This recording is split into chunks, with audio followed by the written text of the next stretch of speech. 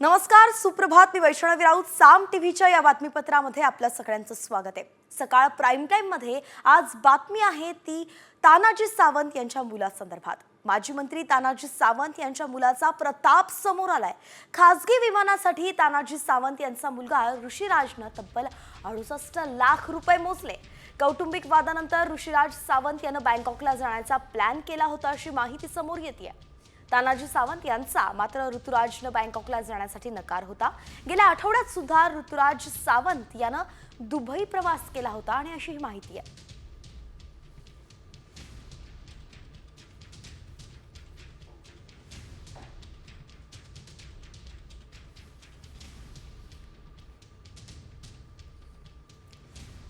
तर माजी मंत्री तानाजी सावंत यांचा मुलगा ऋषिराज सावंत याचा पुणे विमानतळावरच पोलिसांनी जबाब नोंदवलाय. ऋषिराज सावंत 68 लाख देऊन एका खासगी विमानानं बँकॉकला निघाला होता. तानाजी सावंत यांच्या तक्रारीनंतर खासगी विमान ट्रॅक करण्यात आलं आणि विमान पुन्हा पुण्यात आणण्यात आलं. घरी न सांगता ऋषिराज सावंत बँकॉकच्या दिशेनं निघाला होता का? नेमकं कुठल्या कारणावरून तानाजी सावंत यांनी अपहरणाची तक्रार दिली याचा तपास सुद्धा आता पोलीस करण्याची शक्यता आहे.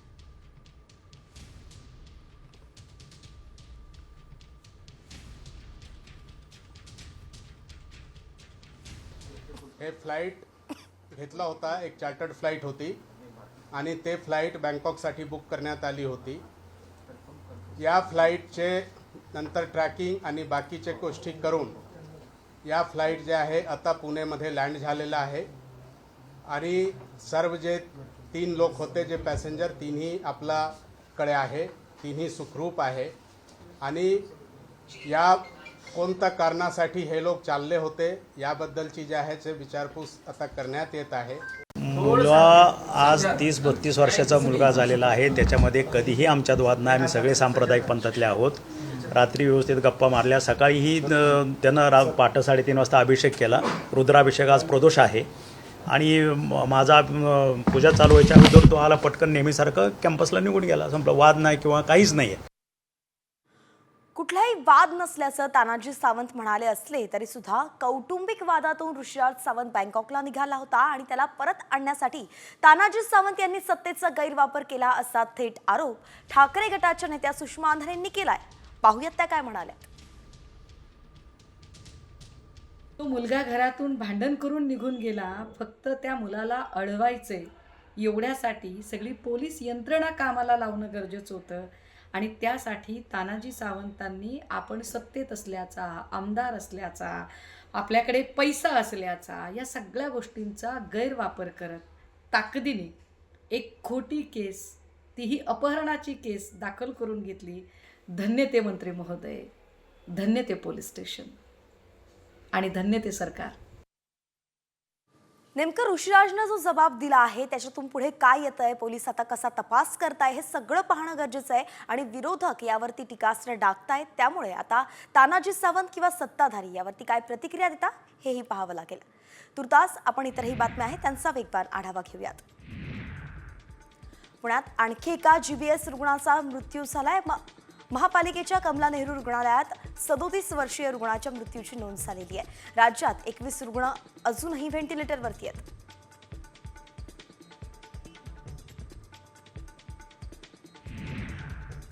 महाराष्ट्र राज्य माध्यमिक आणि उच्च माध्यमिक शिक्षण मंडळातर्फे 12वीची परीक्षा आजपासून सुरू होतीये.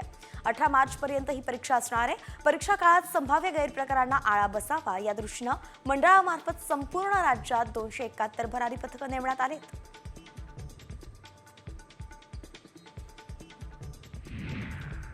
बीड सरपंच संतोष देशमुखांची लेक आज 12वीची परीक्षा देतेय. एकीकडे आपल्या वडिलांना न्याय मिळावा म्हणून ही लेक लढा देते, रस्त्यावरती उतरून संघर्ष करते, तर दुसरीकडे वडिलांचं स्वप्न साकार व्हावं म्हणून परीक्षेलाही सामोरी जाते. 12वीच्या परीक्षेला आजपासून सुरुवात होतीये. बीड जिल्ह्यातील 43,756 विद्यार्थी या परीक्षेसाठी बसणार आहेत. 12वीच्या परीक्षा सुरळीत पार पडण्यासाठीच शिक्षण विभागाकडून परिपूर्ण नियोजन केलंय. परीक्षा केंद्रावरती 7 भरारी पथकांची परीक्षा केंद्रांवरती नजर राहणार आहे.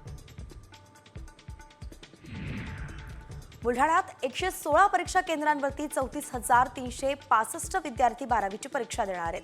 परीक्षा केंद्रावरती गैरप्रकार होऊ नये यासाठी जिल्ह्यात कॉपीमुक्त अभियान राबवण्यात येत आहे. मोहीम यशस्वीपणे राबवण्यासाठी मार्गदर्शन सूचना प्रशासनानं जारी केल्या आहेत.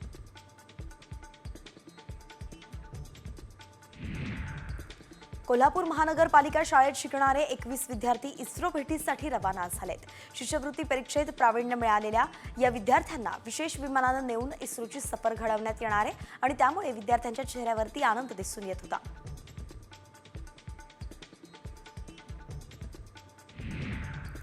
राज्य सरकारनं कॅरी ऑनची मागणी मान्य केली आहे. त्यामुळे आता हजारो विद्यार्थ्यांना याचा लाभ होणार आहे. कॅरी ऑनमुळे पहिल्या वर्षात नापास झालेल्या विद्यार्थ्यांना सुद्धा तिसऱ्या वर्षाला प्रवेश मिळू शकेल.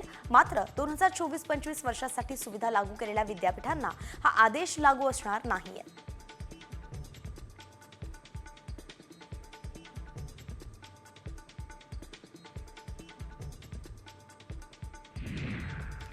मुख्यमंत्री माझी लाडकी बहीण योजनेमध्ये यवतमाळ जिल्ह्यातील 3,891 लाडक्या बहिणी अपात्र ठरल्या आहेत. ही कारवाई मंत्रालय स्तरावरती करण्यात आली असून या महिलांना आता पुढील हप्ते मिळण्यावरती निर्बंध येणार आहेत. पुसद आणि महागाव तालुक्यातील सर्वाधिक लाडक्या बहिणींचा यात समावेश आहे.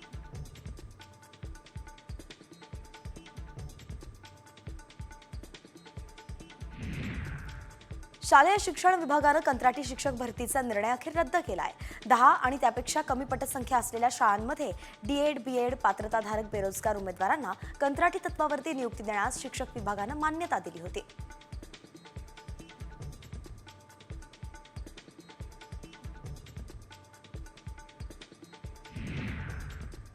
नवी मुंबईतील खारघरच्या ओवे गावात उरुसमध्ये 2 गटात तुफान हाणामारी झाली. कचरा फेकण्यावरून हा वाद टोकाला गेला. त्यानंतर ही हाणामारी झाली. या प्रकरणी खारघर पोलिसांत गुन्हा दाखल झालाय.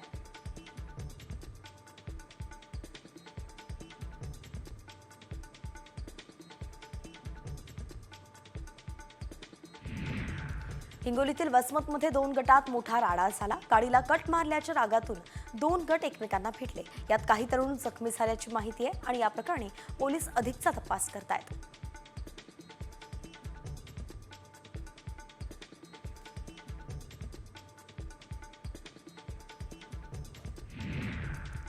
स्टँडअप कॉमेडियन प्रणित मोरे मारहाण प्रकरणी मुख्य आरोपी तन्वीर शेखला अटक करण्यात आली आहे. 2 फेब्रुवारीला माजी मुख्यमंत्री सुशीलकुमार शिंदेंचा नातू आणि अभिनेता वीर पहारिया याच्यावरती विनोद केल्यानं प्रणित मोरेवरती हल्ला झाला होता.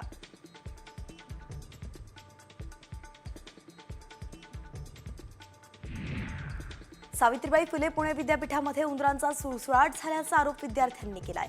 उंदीर चावल्यानं एका विद्यार्थ्याला रुग्णालयात दाखल केलं असून विद्यार्थ्यांमध्ये रेबीजची लक्षणं आढळून आली आहेत. तरीही वसतिगृह प्रशासन कोणतीही दखल घेत नसल्याचा आरोप विद्यार्थ्यांनी केलाय. जर वेळीच उपाययोजना केली नाही तर तीव्र आंदोलन करू असा इशारा अभाविपनं दिलाय.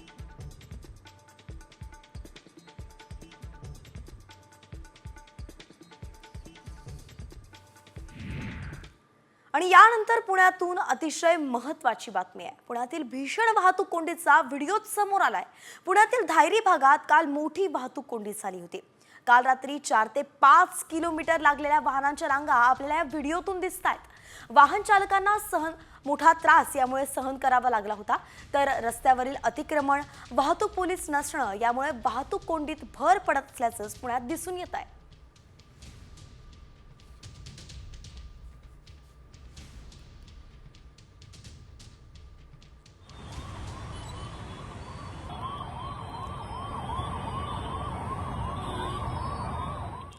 त्यामुळे या व्हिडिओवरून प्रश्न पडतोय की पुण्यातील सगळ्या नागरिकांचा, पुणेकरांचा या वाहतूक कोंडीतून नेमकं त्यांची सुटका होणार कधी, यासाठी प्रशासन पावलं उचलणार कधी, पाहावं लागेल. वळूयात पुढच्या बातमीकडे. बातमी आहे, आतापर्यंत तुम्ही अनेक अपघात पाहिले असतील. अगदी जीवाचा थरकाप उडवणाऱ्या अपघातांचा सुद्धा त्यात समावेश आहे. मात्र चीनमधल्या अपघाताचा व्हिडिओ तुम्हाला अगदी धडकी भरवणार आहे. चीनमध्ये दाट धुक्यामुळे 100 पेक्षा जास्त कार एकमेकांवरती आदळल्या आहेत. चीनच्या हेनान प्रांतात ताईहुई एक्सप्रेस वेवरती हा अपघात घडलाय. दाट धुक्यामुळे रस्त्यावरती काही दिसत नव्हतं आणि त्यामुळे काही गाड्या थांबल्या होत्या. मात्र पाठीमागून येणाऱ्या कार चालकांना त्याचा अंदाजच आला नाही आणि त्या गाड्या थांबलेल्या गाड्यांवरती आदळल्या. एक माणूस जोरात ओरडत लोकांना गाडी थांबवण्याचा इशारा देत होता. मात्र त्याचा काहीच उपयोग झाला नाही आणि जवळपास 100 पेक्षा जास्त गाड्यांची एकमेकांना टक्कर झाली.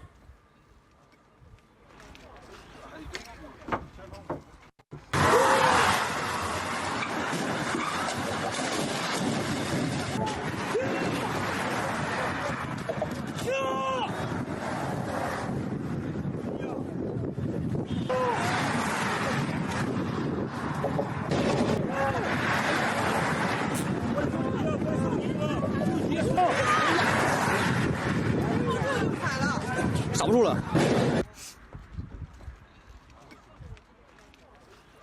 यानंतर पुन्हा उर्वरित बातम्यांचा वेगवान आढावा घेऊयात. धाराशिवमध्ये तुळजापूरमध्ये तुळजाभवानी देवीच्या गाभाऱ्याचं नव्यानं बांधकाम करण्याची मागणी पुजाऱ्यांकडून करण्यात येते. याबाबत 5240 सह्यांचं निवेदन जिल्हाधिकाऱ्यांना देण्यात आलंय. देवीच्या गाभाऱ्यातील शिळांना तडे गेल्याची बाब समोर आल्यानं ही मागणी करण्यात आली आहे.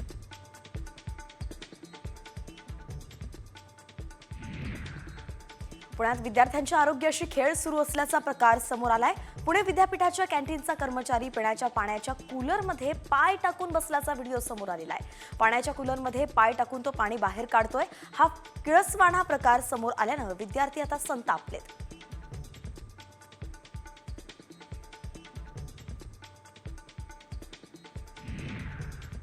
मुंबईत गणेशोत्सवातील मूर्ती विसर्जनाचा तिढा अजूनही कायम आहे. पीओपीच्या मूर्ती समुद्रात विसर्जनासाठी अजूनही परवानगी दिलेली नाहीये. त्यामुळे गणेश मूर्ती मंडपांमध्ये झाकून ठेवण्यात आल्यात.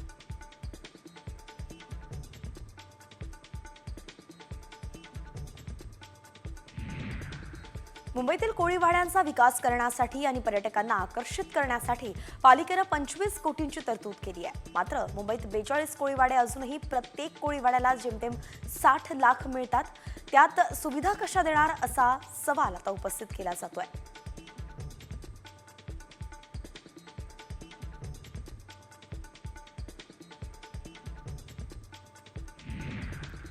रायगडमध्ये थंडावलेल्या जमीन खरेदी विक्रीच्या व्यवहारांना आता पुन्हा उसळी घेतली आहे. 9 महिन्यांमध्ये जमिनीच्या खरेदी विक्री व्यवहारानं 2737 कोटी रुपयांचा महसूल जमा झालाय.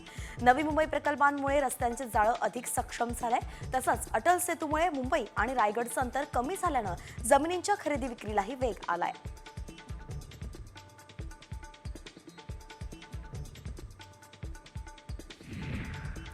अहिल्यानगरच्या श्रीगोंदामध्ये लहान मुलाच्या आरोग्याची काळजी घेत गावात शीतपेय आणि एनर्जी ड्रिंक्स विक्री बंद करण्याचा ठराव करण्यात आलाय. या ठरावाला पाठिंबा देत ग्रामस्थांनी सुद्धा अंमलबजावणी सुरू केली आहे. तसंच इतर गावांनी सुद्धा असा निर्णय घेण्याची मागणी या गावकऱ्यांनी केली आहे.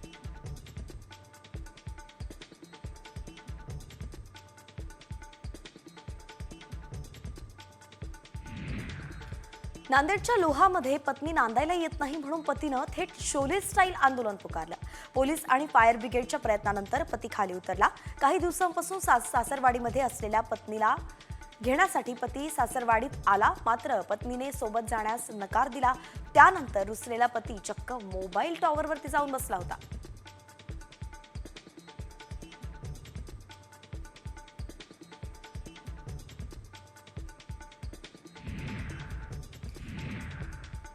अलमट्टी धरणाच्या उंची वाढवण्यासंदर्भात कोणत्याच राज्याचा विरोध नाही असं उत्तर केंद्रीय जलशक्ती मंत्रालयानं संसदेत दिलंय. खासदार विशाल पाटील यांनी अलमट्टी धरणाची उंची वाढवली जाऊ नये अशी मागणी लोकसभेत केली होती. त्याला केंद्रीय जलशक्ती मंत्री CR पाटील यांनी लेखी उत्तर दिलंय, ज्यात अलमट्टी धरणाची उंची वाढवण्यास जललवादानं मान्यता दिली आहे.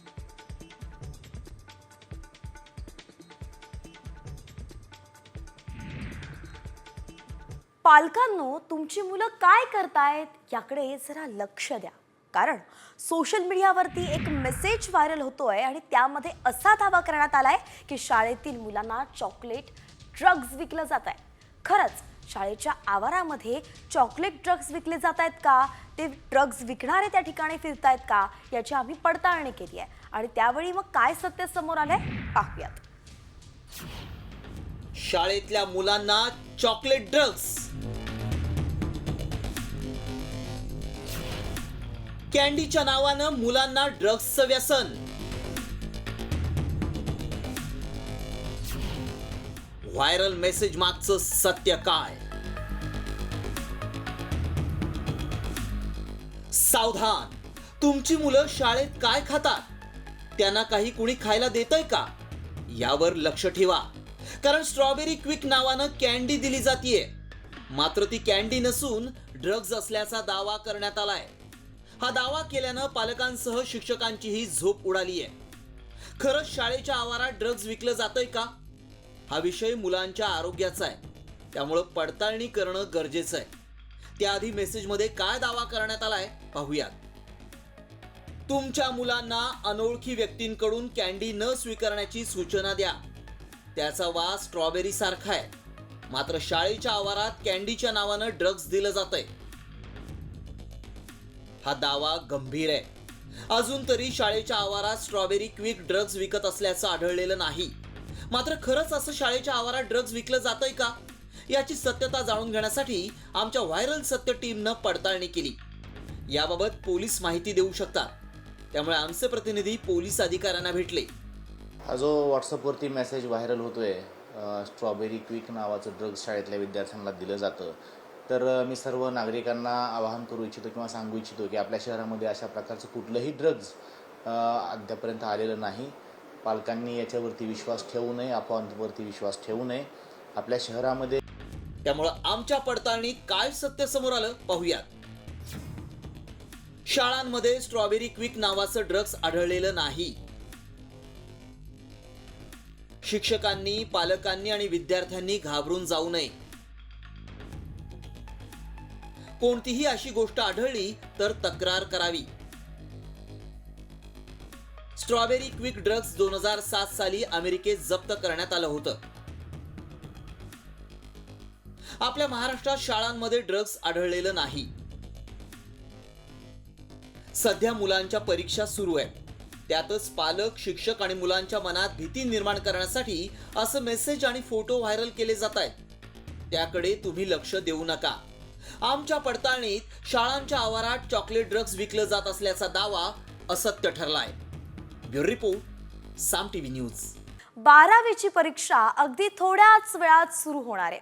आज 12वीचा पहिला पेपर आहे, तो म्हणजेच इंग्रजीचा पेपर. तर शेवटचा पेपर हा 18 मार्चला होणार आहे. परीक्षेसाठी 15,05,037 विद्यार्थ्यांनी नोंदणी केली आहे. गेल्या वर्षीच्या तुलनेमध्ये नोंदणीमध्ये घट झाल्याचं निदर्शनास येत आहे. विद्यार्थ्यांनी कॉपी करू नये म्हणून संपूर्ण राज्यामध्ये 271 भरारी पथकं नजर ठेवणार आहेत. तर पुण्यातून या सगळ्या परिस्थितीचा आढावा घेतलाय आमचे प्रतिनिधी अक्षय बडवे यांनी. थेट जाऊयात. करिअरचा टर्निंग पॉइंट म्हणून ओळखली जाणारी 12वीच्या परीक्षेला आजपासून सुरुवात होतीये. मी सध्या पुण्यातील भारत इंग्लिश मीडियम स्कूलमध्ये आहे आणि आपण जर पाहिलं तर विद्यार्थ्यांना आता परीक्षा देण्यासाठी आतमध्ये वर्गात सोडवण्यात शाळा प्रशासनाकडनं आता ती प्रक्रिया आहे ती सुरू करण्यात आलेली आहे. सकाळी 11 वाजता पेपरला सुरुवात होणार आहे. 12वीचा पहिला पेपर आजचा पार पडतोय. त्यानिमित्ताने शाळा प्रशासन असेल, बोर्ड असेल, या दोन्हींकडनं तयारी जी आहे ती पूर्ण करण्यात आलेली आहे.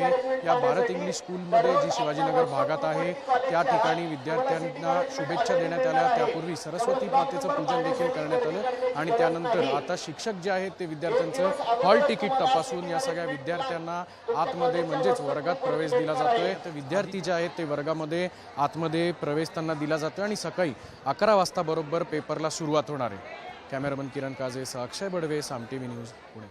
यानंतर राजकीय गोटातून एक ब्रेकिंग बातमी समोर येते. एकनाथ शिंदे अजित पवारांच्या भेटीला दाखल झालेत. पालकमंत्री पदाच्या तिढ्याबाबत चर्चेची शक्यता आता वर्तवली जाते. एकंदरीतच आपण पाहतोय की शिंदे सेना आणि राष्ट्रवादीमध्ये पालकमंत्री पदावरून जो काही वाद आहे किंवा जो तिढा निर्माण झालाय त्याबद्दल या भेटीत चर्चा होण्याची शक्यता वर्तवली जाते. 2 उपमुख्यमंत्री एकमेकांना भेटणार आहेत. उपमुख्यमंत्री एकनाथ शिंदे उपमुख्यमंत्री अजित पवारांच्या भेटीला दाखल झालेत. गणेश कवडे आपले प्रतिनिधी आपल्यासोबत जोडले गेले आहेत. गणेश, काय सांगाल, या चर्चेमध्ये नेमकं काय निष्पन्न होऊ शकतं? काय याच्यातून तिढा सुटू शकतो का? नक्कीच जर बघितलं असेल तर जिल्हा वार्षिक नियोजनच्या बैठकीसाठी खरं तर उपमुख्यमंत्री एकनाथ शिंदे, अजितदादा यांच्या भेटीसाठी आलेले आहेत. मात्र जरी ही बैठक असली तरी या बैठकीबरोबर सध्या पालकमंत्री पदाचा देखील वाद आहे तो पाहायला मिळतो. अद्यापही सुटला गेलेला नाही, कारण की रायगडचं पालकमंत्री पद आहे ते खरं तर अजितदादांचे आमदार असणाऱ्या मंत्री अदिती तटकरे यांच्याकडे खरं तर देण्यात आलं होतं. मात्र याला कुठेतरी स्थगिती देण्यात आली होती, कारण की त्याच ठिकाणी असणारे मंत्री भरत गोगावले यांनी खरं तर ही प्रामुख्याने मागणी धरली होती आणि त्याच ठिकाणी असणारे शिवसेनेचे 3 आमदार देखील आहेत ते आक्रमक झालेले पाहायला मिळाले होते. त्यामुळे ही स्थगिती देण्यात आली होती आणि त्याच नंतरून अजितदादा आणि एकनाथ शिंदे यांच्यातील ही पहिलीच भेट आहे आणि याच भेटीदरम्यान जरी जिल्हा नियोजन समिती बरोबरच आता पालकमंत्री संदर्भात देखील काही चर्चा होते का हे देखील पाहणं गरजेचं आणि नक्कीच आपण गणेश आपण पाहतोय पालकमंत्री संदर्भात पदासंदर्भात काही चर्चा होते काही पाहणं गरजेचं आहे. रायगडच्या पालकमंत्री पदाला स्थगिती देण्यात आली आहे. नेमकं काही पॉझिटिव्ह याच्यातून बाहेर येतंय का, आउटकम येतंय का पाहावं लागेल. आणि यानंतर आता बातमी आहे रश्मी ठाकरेंच्या संदर्भात.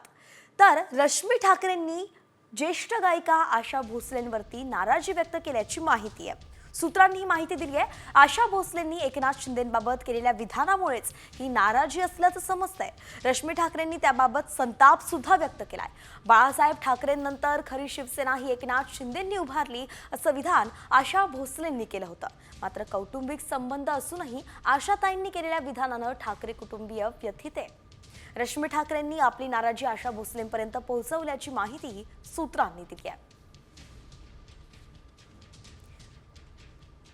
तर नेमक्या रश्मी ठाकरे का नाराज झाल्या पाहूयात.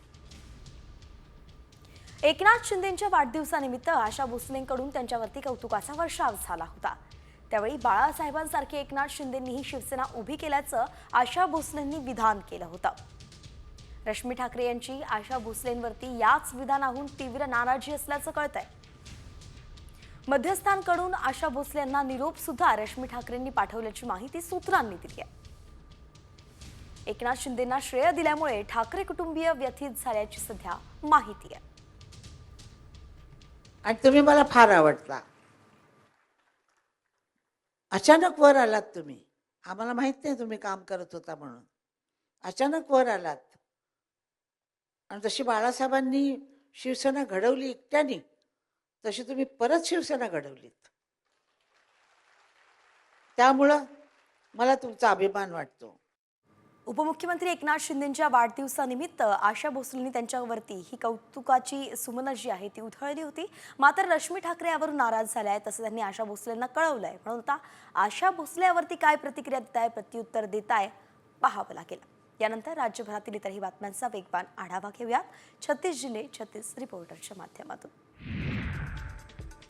धाराशिवमध्ये शिवजयंतीनिमित्त जय्यत तयारी करण्यात आली आहे. यावेळी शिवाजी महाराजांच्या पुतळ्याला आकर्षक विद्युत रोषणाई करण्यात आली आहे. यासोबतच पुतळ्याभोवती राजवाड्याचा देखावाही साकारण्यात आलाय. दरम्यान 19 फेब्रुवारीपर्यंत विविध सांस्कृतिक कार्यक्रमांचं आयोजन केल्याचं पाहायला मिळत आहे.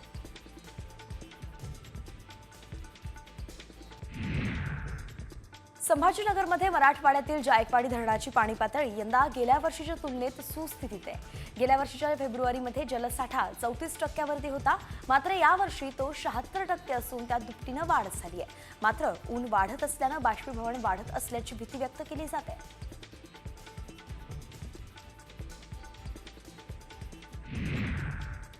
वाशिम शहरात सर्वच प्रमुख रस्त्यांवरती खड्डे पडले आहेत. यात प्रामुख्यानं नगर परिषद ते जिल्हा सामान्य रुग्णालय या रस्त्याची मोठी दुरावस्था झाली आहे.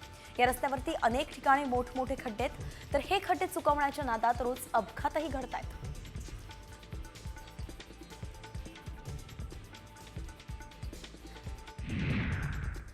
अमरावतीत उभ्या कारमध्ये मृतदेह आढळलाय. अमरावती शहरातील काँग्रेस नगर या रोडवरील ही घटना आहे. चारचाकी वाहनात युवकाचा मृतदेह आढळल्यानं खळबळ उडाली आहे. फॉरेन्सिकच्या टीमकडून बंद कारची तपासणी केली जाते.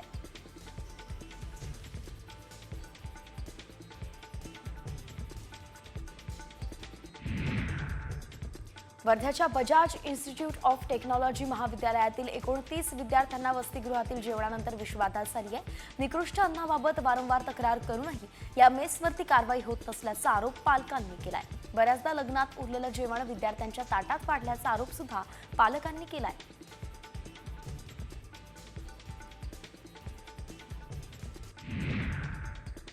वाईतील पांडवगडावरती फिरण्यासाठी गेलेल्या 6 गिर्यारोहकांवरती मधमाशांनी हल्ला केला. हल्ल्यात 4 गिर्यारोहक किरकोळ जखमी तर 2 जण गंभीर जखमी झालेत. जखमी गिर्यारोहकांवरती उपचार सुरू आहेत. गिर्यारोहक हे इंदापूरवरून आले होते.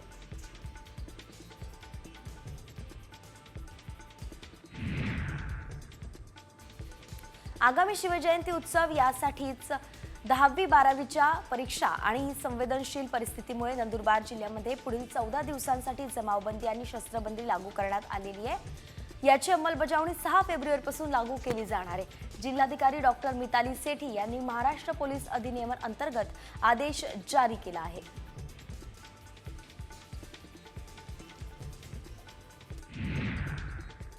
कर्तव्यात कसूर केल्याप्रकरणी जालन्याच्या परतूर पोलीस स्टेशनमधील कर्मचाऱ्यावरती निलंबनाची कारवाई करण्यात आली आहे. या कारवाईनंतर जालना पोलीस दलातील पोलीस कर्मचारी मागील 5 दिवसांपासून गायब असल्याची घटना समोर आली आहे. दरम्यान या प्रकरणी परतूर पोलीस ठाण्यात मिसिंगची तक्रारही दाखल झाली आहे.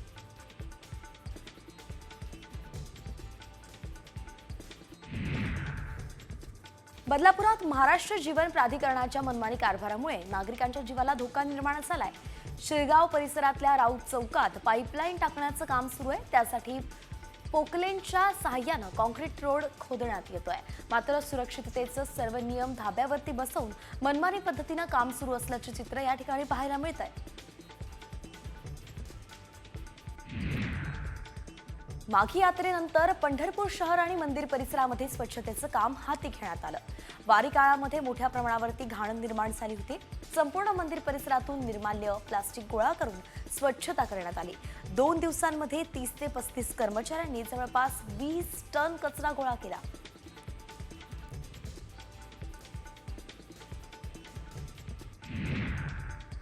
नंदुरबारच्या तळोदा शाळेतल्या चिमुकल्या विद्यार्थ्यांनी तापी नदी स्वच्छतेचं अभियान राबवलं. मुलांनी तापी नदीकाठी हतोडा पुलाखाली जाऊन निर्माल्य, पिशव्या आणि कापडी वस्तू गोळा करून नदीपात्र प्रदूषणापासून दूर ठेवण्याचा संदेश दिला. यावेळी या बालकांसोबत हतोडा गावातील काही युवक सुद्धा मदतीस आले होते.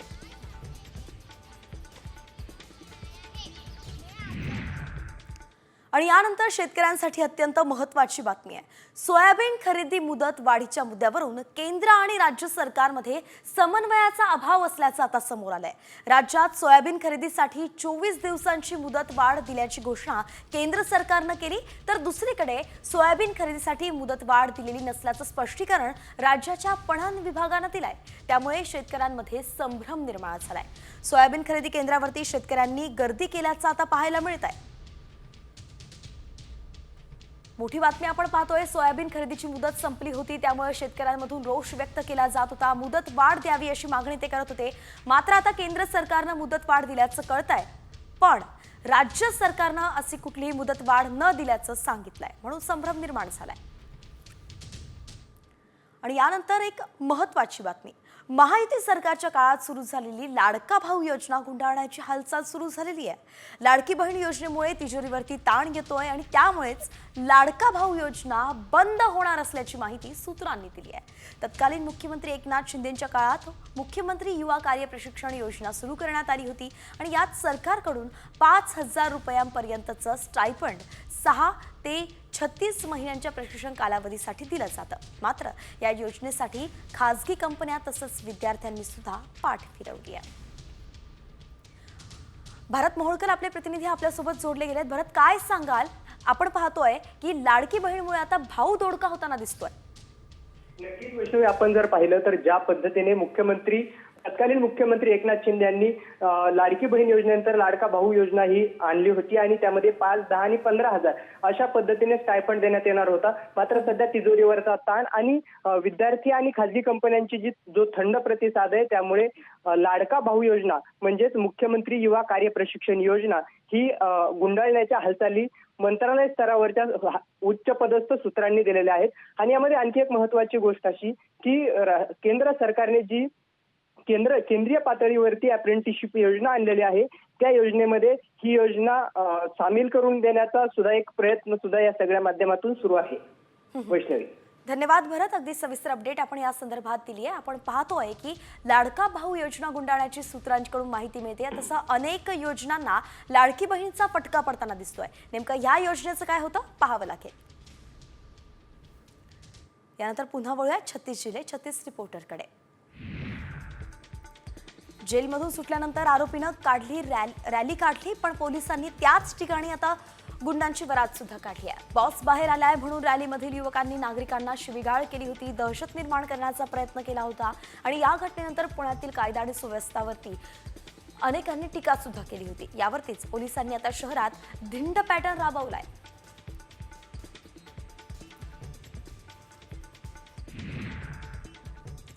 पिंपरी चिंचवड महापालिकेनं अनधिकृत बांधकामं आणि अतिक्रमणांच्या विरोधामध्ये कारवाई सुरू केली आहे. चिखली, कुदळवाडी, जाधववाडी भागातील अनधिकृत बांधकामांवरती कारवाई करण्यात येते. महापालिकेच्या 40 वर्षांच्या इतिहासातील ही सर्वात मोठी कारवाई ठरली आहे. 20 फेब्रुवारीपर्यंत कारवाई सुरूच राहील.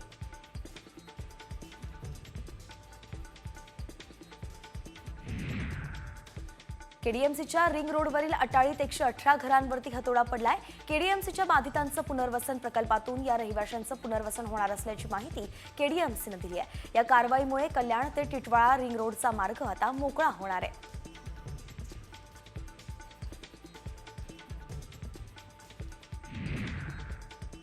बीडच्या माजलगाव सिंदपना नदीकाठावरती लिंगायत समाजाच्या स्मशानभूमी ठिकाणी स्वर्गरथ फोडण्यात आलं. शिवाय या ठिकाणी राहत असलेले मस्सन जोगी यांची मोटरसायकल पेटवून देण्यात आली. तसंच स्मशानभूमीमधील 25 सिमेंट बाकड्यांची सुद्धा मोडतोड करण्यात आली आहे.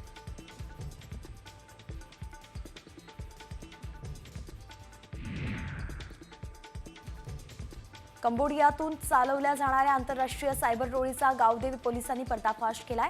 अटक केलेल्या आरोपींकडे एकूण 110 बँक खाती असल्याचं निष्पन्न झालं. या बँक खात्यांवरती तब्बल 30 कोटी रुपयांचे व्यवहार झाल्याचा दावा पोलिसांनी केलाय.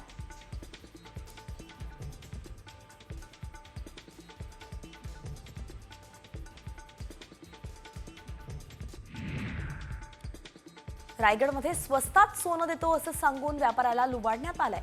मात्र पोलीस तपासात या घटनेचं सत्य वेगळंच असल्याचं समोर आलंय. 1.5 कोटी रुपयांचा झालेल्या दरोड्याचा बनाव करण्यात आला होता. तर या प्रकरणात चक्क 2 पोलीस कर्मचाऱ्यांचा सुद्धा सहभाग असल्याचं समोर आलंय.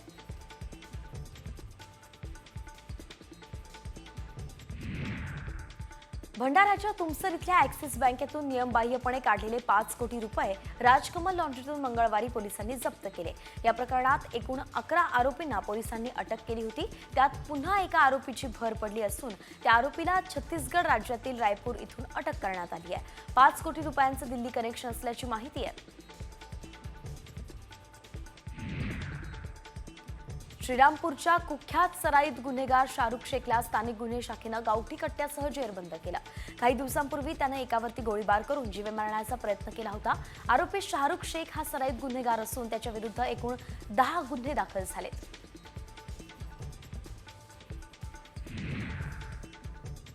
लातूरच्या उदगीर शहरामध्ये दरोडा टाकण्याच्या तयारीत असणाऱ्या 4 जणांना उदगीर पोलिसांनी ताब्यात घेत कारवाई केली आहे. दरम्यान कारवाईत तब्बल 21 लाखांचा मुद्देमाल पोलिसांनी जप्त केलाय. तर 4 जणांना ताब्यातही घेतलाय. आरोपींकडून धारदार शस्त्र आढळून आले.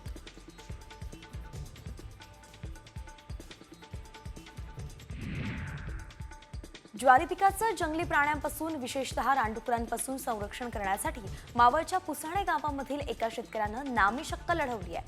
आपल्या शेताच्या 4ही बाजूनं तार कंपाऊंड बांधून जंगली प्राणी पिकांमध्ये जाऊ नये याकरिता संपूर्ण शेताला साड्यांचं कुंपण केलेलं आहे.